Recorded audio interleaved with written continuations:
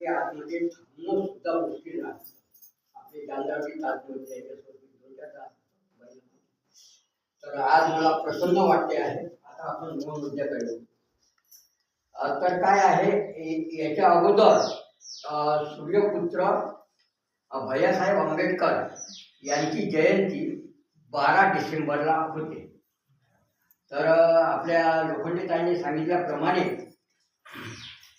बाबासाहेबांना म्हणजे हे आपल्या देशातले जे आपल्या व्यतिरिक्त जे लोक आहेत दुसऱ्या, तर ते म्हणजे बाबासाहेबांच्या कार्यामुळे त्यांनी दणाणून सोडलं. तर मग सूर्यपुत्राला कसं काय पेलायचं बा असं त्यांनी म्हणजे आता विस्तृतपणे सांगितलं. तर त्या दृष्टीनं आपलं म्हणजे कर्तव्य ठरते की प्रत्येक 12 डिसेंबरला त्यांची जयंती करायची. तर त्यांचं असं आहे,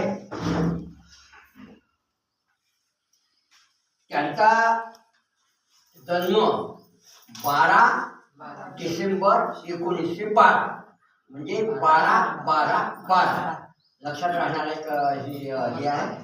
आणि त्यांनी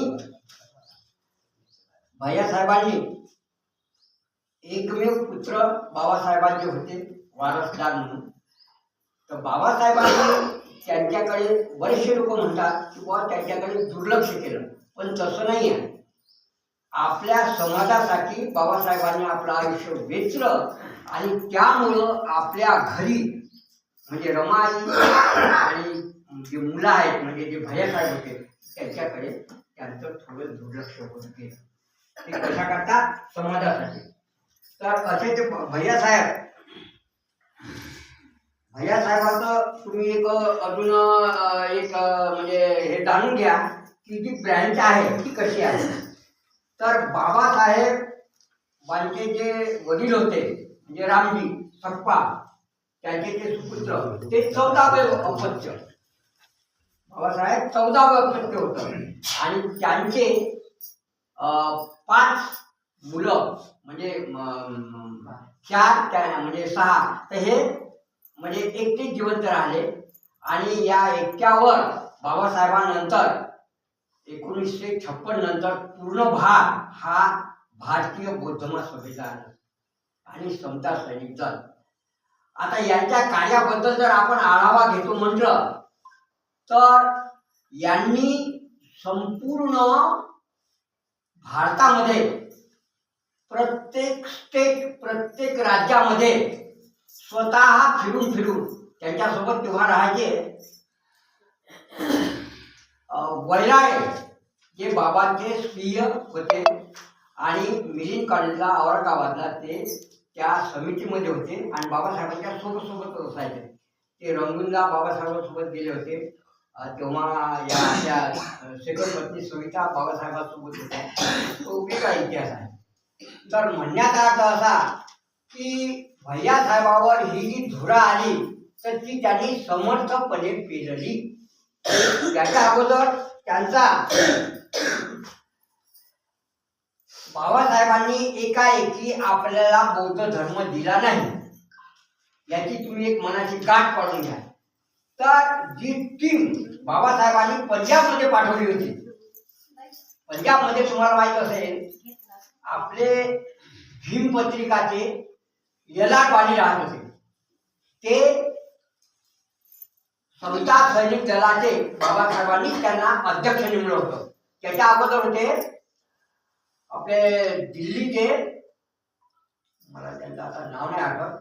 तर त्या संस्थेच्या माध्यमातून भैयासाहेब आणि त्यांची टीम असे 10-12 लोक बाबासाहेबांनी शीख धर्माचा अभ्यास करण्यासाठी त्यांना कुठे पाठवलं होतं, पंजाबला. तर ते जवळजवळ 2-2.5 महिने राहिले तिथे. त्यांच्या म्हणजे बाबासाहेबांची मनातली इच्छा अशी दिसत होती की बुवा आपण शीख धर्म अवलंब केला तर त्यांच्या शिखाकडे जे कृपा नसते तर ते म्हणजे one type of weapon with म्हणजे आपले जे लोक आहेत गोरगरीब किंवा तेव्हा जे आपण न सुधारलेले होतो तेव्हा, तर त्याच्यामध्ये त्यांना त्याचं काहीतरी साहित्य होईल म्हणजे त्याची मदत होईल पुढच्या दृष्टीने. तर मग बाबासाहेबांनी त्याच्यामध्ये हे लोक परत आल्यानंतर पंजाबमधून भैयासाहेब वगैरे त्याच्या पुढाकारात होत ते आल्यानंतर त्यांनी मग एक विचार केला बाबासाहेबांनी की हे योग्य होईल की नाही. आणि त्यांचं सर्व प्रकारचे सर्व धर्म भारतातले आणि जसं कॉन्स्टिट्यूशन तयार करत असताना त्यांनी फॉरेनचा सुद्धा कॉन्स्टिट्यूशनचा वगैरे संविधानाचा अभ्यास केला, त्याप्रमाणे धार्मिक सुद्धा अभ्यास करून मग त्यांनी एक मत तयार केलं की जिथे असमानता नाही, म्हणजे संपूर्णपणे समानता आहे, असा भगवान गौतम बुद्धाचा बौद्ध धर्म त्यांनी स्वीकारला. नागपूर 1956ला 14 ऑक्टोबर आणि आपल्याला तो धर्म दिला. पण त्यांचं मन थोडंसं कोणाकडे वळलं होतं? शीख लोकांकडे, म्हणजे पंजाबमध्ये जे पाठवले. मला याच्यावरून असं सांगायचं आहे की भैयासाहेब आंबेडकरांनी त्याचं नेतृत्व पंजाबमध्ये केलं होतं. त्यानंतर एक आता आपण ब्रँच घेऊ. बाबासाहेबांचा मुलगा यशवंतराव आंबेडकर, यशवंतरावांचा मुलगा, हे 3 मुलं आहेत तिकडे. कोण? आपले भैयासाहेब, आपले हे प्रकाश आंबेडकर, त्याच्यानंतर आनंदराव सर्वात लहान आणि मधले आपले भीमराव आंबेडकर.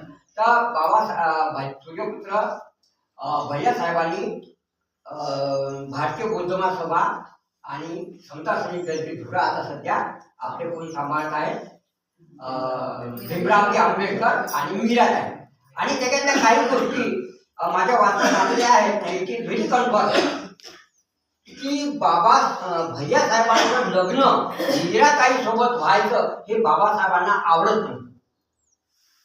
कारण बाबासाहेबांनी जे आपले गायकवाड साहेब होते नाशिकचे, त्यांना सांगितलं होतं पर्सनलमध्ये की बा तू यशवंतरावसाठी कोकणातलीच मुलगी बघेल. म्हणजे ते त्याच एरियामध्ये त्यांचं रमाई वगैरे त्याच लिहायचे होत्या.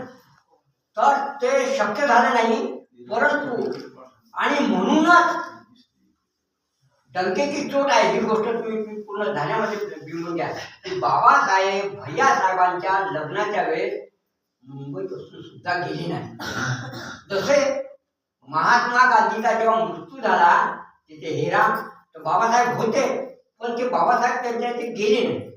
म्हणजे का गेले नाही हा म्हणजे तुम्ही एक तो मुद्दा आपला आपण एक याचा ठेवू, एक मनात ठेवू. तर तसेच बाबासाहेब त्यांच्या एकमेव पुत्र भैयासाहेब आंबेडकर यांच्या शाळेमध्ये दिलेले नव्हते.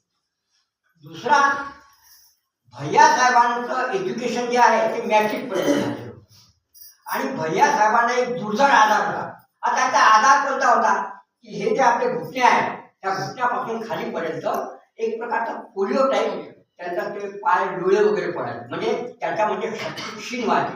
तर जे आपले वैराळे गुरुजी होते त्यांच्यासोबत भैयासाहेबांना घेऊन बाबासाहेब तेव्हा दादरला राहायचे. तर बाबासाहेब अभ्यास करत राहायचे. तर बाबासाहेब त्यांना घेऊन त्या म्हणजे याला घेऊन जावा. तेव्हा त्याचं वय 36, म्हणजे कोणाला? भैयासाहेबांना घेऊन जा. आणि दादरचं ऐन उन्हाळ्यामध्ये जे आपली वाळू होती ती गरम वाळू ऐन दुपारी तिथे खड्डा करून जवळजवळ 3-3 तास सतत एवढा खड्डा करून दोन्ही पाय त्या खड्ड्यामध्ये घालून आणि पूर्ण कशासाठी की त्या वाळूच्या गरमपणामुळं एक वार्म फिलिंग व्हायची आणि त्यामुळं असा तो एक उपचार म्हणून भैयासाहेबांना ते त्या वाळूमध्ये एक म्हणजे आपल्या त्या पायाला एक उपचार म्हणून ते घेतले. ह्या 2-3 गोष्टी झाल्या. आता थोडीशी आपण ब्रँच पाहू.